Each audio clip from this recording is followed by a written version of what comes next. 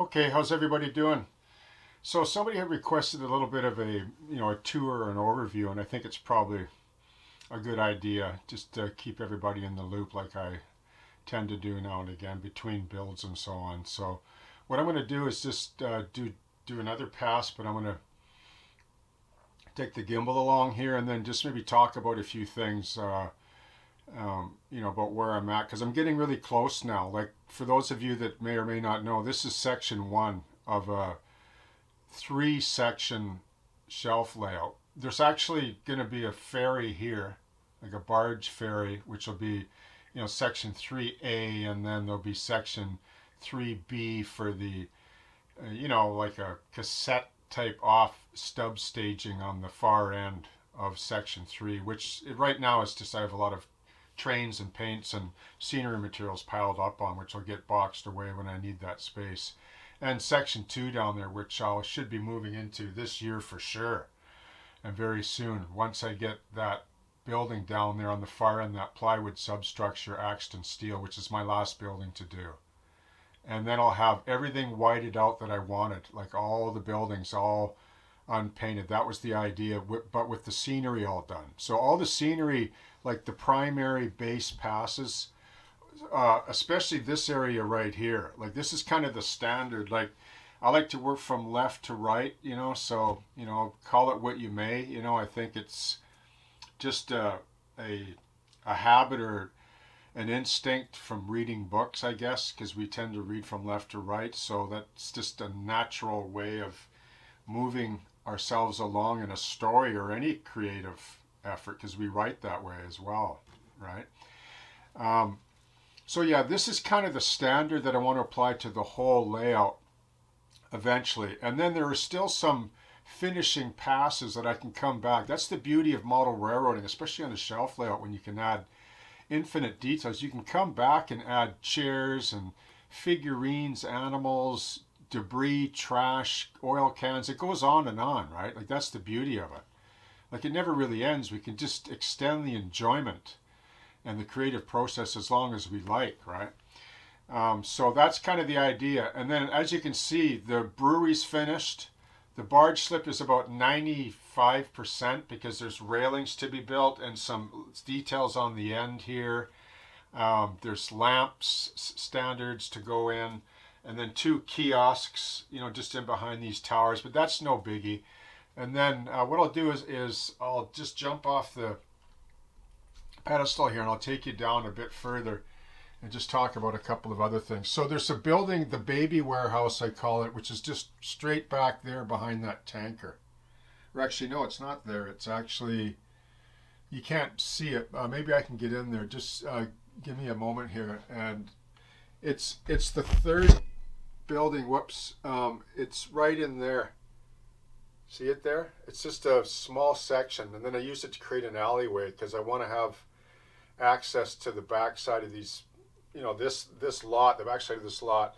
There's going to be a lot of trash bins and so on, and it would justify that. And besides, there is, but it's not in that exact place. And then this was the model, as most of you may know by now, that I built first before I did any of the scenery, right, is the barge ramp and approach, which was compressed in length a little bit, but you can't really tell, right?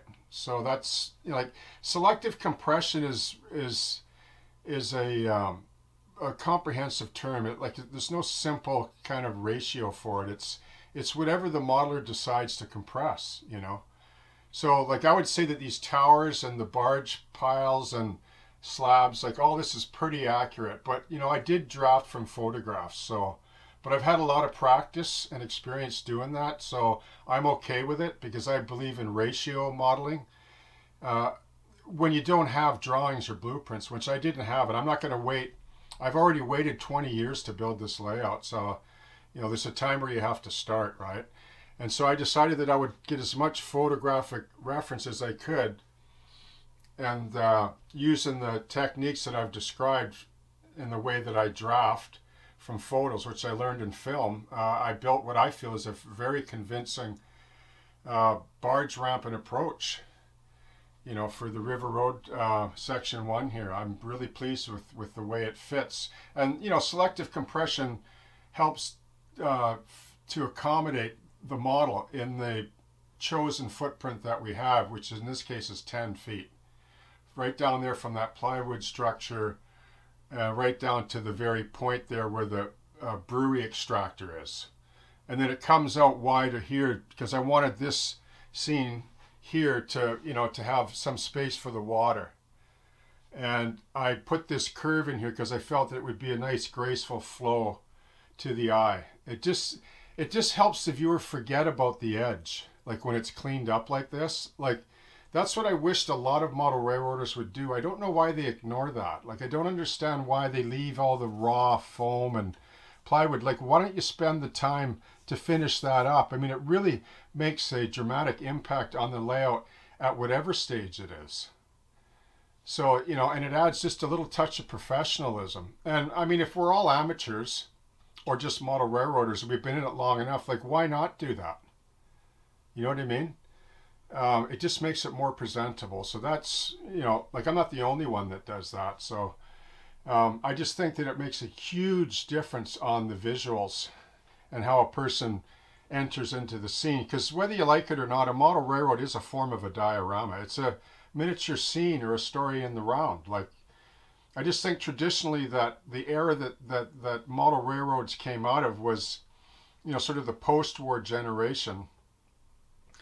Was where most of the builds were, I guess, attempted or finished, the much larger layouts that, when they were finished that way, they always just viewed it as a model railroad. They never maybe even ventured into the concept of the diorama. And it was around. Like, there was people like Ray Anderson, Francois Verlinden, Shepard Payne that were doing it in the military genre.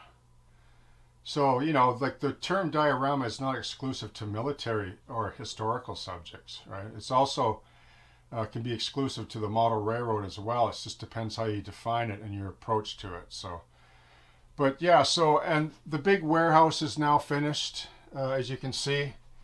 I'll be dropping a tutorial on that pretty soon.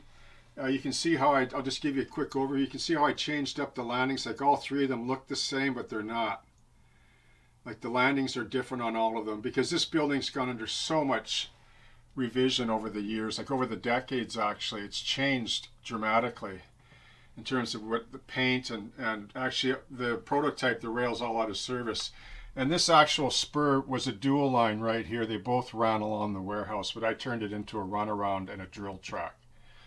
All right, that's another area, you know, that we attempt to do in a model railroad to make it convenient for operational purposes. And then, so this building here, just in closing, is the Axton Steel Company, which I'm going for now. Like, well, I'm just contemplating it now and getting my research together, my photos and stuff. So it's gonna be really simple. It'll probably be the easiest building of all of these, except for that little baby one in the middle over there, which I did some brief coverage, but it's very much the same application as all these building flats, which by the way are very simple to do, but very impactful and very effective for the purposes of model railroading, the sort of back 40 last mile kind of concept of model railroading, right? So there you have it. For those of you, thank you to all my new subscribers as well. This is section 2, which I'll soon be into. And then this is the seam where the two sections split right down here. That's where I decided to do it. Well, when I constructed the bench work. And then this is foam all in here, and there's a tongue, like it just splits the top, like it's just a thin membrane on here, and then foam in the whole, and 3 bolts in this whole section will unbolt. And the bus unplugged. Very simple wiring too. Just a bus, I believe a 12 or 14 gauge bus with feeders, and all the turnouts right now just work on tension from the throw bar. So it's very simple so far, but you know, miles to go, right? Miles to go. Okay, so thanks for tuning in, and stay tuned because there's lots of exciting content coming down the road. Okay, cheers and happy modeling.